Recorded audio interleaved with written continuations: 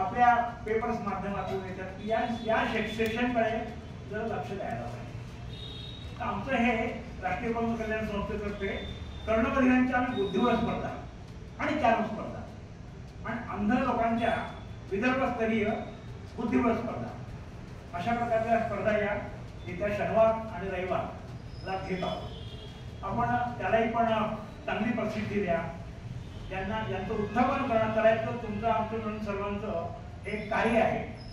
आपल्याजवळ press note तशी आहे आणि प्रेस नोटच्या याच्यातून माध्यमातून आपण काय जे विचारलं असेल ते विचारू शकता। अन्यथा आमचे 300 ते 400 विद्यार्थी या स्पर्धांमधून भाग घेणार आहेत आणि हे सर्व बहुतांशी हे बाहेरगावचे आणि बाहेरगावचे असल्यामुळे आणि यांची रेसिडेन्शियल व्यवस्था या आमच्या संस्थांनाच करावी लागते आणि बाकी हे अत्यंत गरीब घरचे असल्यामुळे यांची पालक पैसा खर्च करू शकत नाही। त्याच्यामुळे हे सर्व यांच्या संस्था आहेत आमच्या राष्ट्रीय अपंग कल्याण संस्थेसाठी अनेक संस्था आहेत, अनेक विद्यालय आहेत। तर या विद्यालयाची जे पेरेंट बॉडी आहे त्या पेरेंट बॉडीचे जे संस्था आपलं पदाधिकारी वगैरे आहेत यांना सर्व ते त्या गोष्टी मॅनेज करावं लागतात। त्या आम्ही बऱ्याच वर्षापासून करून राहिलो। आम्हाला या क्षेत्रात जवळजवळ 50 वर्ष झाले अपंगाच्या क्षेत्रात, परंतु आमची ही शाळा जी आहे कर्णबधिर विद्यालय, या कर्णबधिर विद्यालयाला 35वं वर्ष हे आहे। 34 वर्ष आम्ही पूर्ण केली आहे, 35 वर्ष आहे आणि 35व्या वर्षी या प्रकारचा आमचा उपक्रम आहे आणि गंगाधरराव फडणवीस यांच्या स्मृतिप्रित्यर्थ, नंतर कामगार नेता जी.एम. खोडे यांच्या प्रित्यर्थ आणि दिवाकरराव जोशी यांचे शिक्षक आमदार होते। ह्या सर्व लोकांनी आम्हाला हस्ते परहस्ते अपंग क्षेत्राला, आम्हाला म्हणजे आमच्या संस्थेला नाही म्हणत आहे, अपंग क्षेत्राला यांनी बरीच भरीव मदत केलेली आहे आणि आमचे वेळोवेळी प्रश्न हे तेव्हापासून सोडले। आम्ही आपले आभार मानतो याच्यासाठी की त्यावेळेस आम्हाला उपोषणाचे पेंडत करावं लागलं।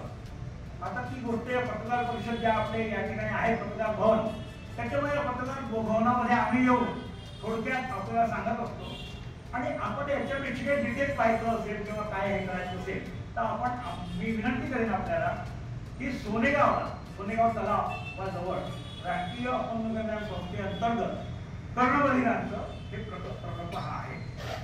जवळजवळ सर्वजवळ 70-80च्या जवळपास पोरं आहे आणि पूर्ण आमचे विद्यार्थी विद्यालय 200-250च्या आमच्या संस्थेचे ठिकठिकाणी नागपूरला, अमरावतीला, चिखलदऱ्याला, दर्यापूरला अशा प्रकारचे एक प्रत्येक ऍक्टिव्हिटी आहे आणि ते ऍक्टिव्हिटी मार्फत आम्ही या सर्व पोरांना शिक्षण प्रशिक्षण आणि सर्वांगीण त्यांची उन्नती व्हावी म्हणून पुनर्वसनाचा हा भाग हा आमच्याकडे असतो। रिकॉग्नाइज संस्था आपल्याला गव्हर्नमेंट एड येते आणि मग बाकी डोनेशन 60% जवळपास आपल्याला सरकार देते, 40% आपण दानातून म्हणजे उभं करतो निधी आणि असं करून ती शाळा संस्था चालतात। 10 वाजता तो कार्यक्रम पहिल्याच दिवशी सत्कार पहिल्या दिवशी कार्यक्रम शनिवार आणि रविवार 2 दिवस संध्याकाळी संपेल आणि जेवणा खाणं सर्व यांच्या असतं इथं दोन्ही हो मुलं मुली दोन्ही विद्यार्थी आणि विद्यार्थिनी दोघेही जण। एका अपंग जो व्यक्ती आहे ज्यांनी स्वतःचं कर्तृत्व निर्माण केलं आहे, स्वतःच्या पायावर उभा आहे, त्याचा सत्कार असतो पहिल्या दिवशीच 28 तारखेला सकाळी 10 वाजता कार्यक्रम सुरू होईल आणि 29च्या संध्याकाळी 5 वाजता बक्षीस समारंभ आहे। दिवसभर स्पर्धा चालतील मुलांच्या आणि विदर्भातून मुलं येतील, सगळ्या हँडिकॅप जेवढ्या संस्था आहेत अंध अपंगांच्या तिथली पोरं येतील।